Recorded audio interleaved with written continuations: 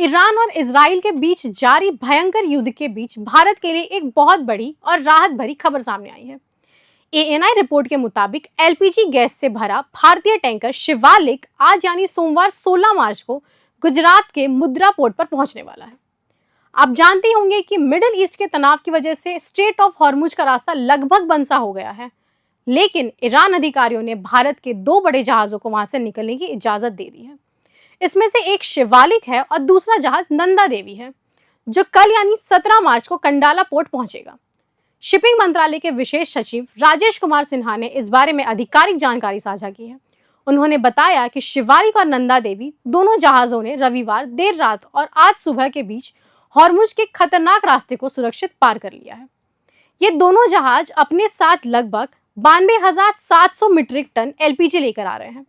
अच्छी बात यह भी है कि फारस की खाड़ी में मौजूद सभी भारतीय नाविक पूरी तरह सुरक्षित हैं।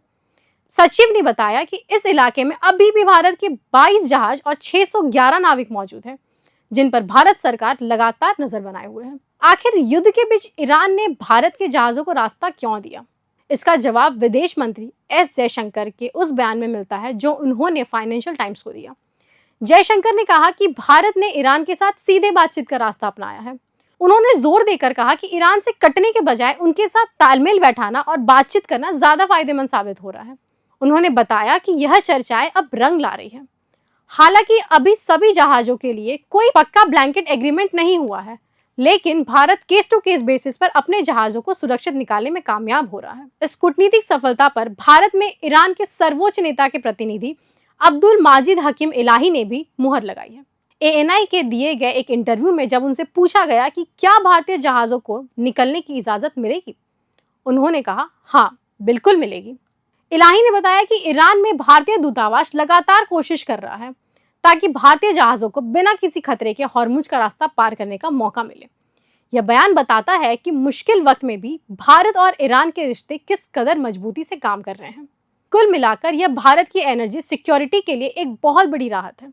एक तरफ जहां दुनिया भर के जहाज वहां फंस रहे हैं, वहीं भारत सिर्फ बातचीत के दम पर अपनी गैस सप्लाई सुरक्षित रख पा रहा है। आपको क्या लगता है, क्या भारत की एक न्यूट्रल नीति उसे दुनिया की बाकी ताकतों से अलग और मजबूत बनाती है? अपनी राय कमेंट में जरूर दें और देश विदेश की जानकारी के अपडेट के लिए हमारे साथ बने रहे और देखते रहे प्रभात खबर। मेरा नाम है खुशहाली। प्रभात खबर।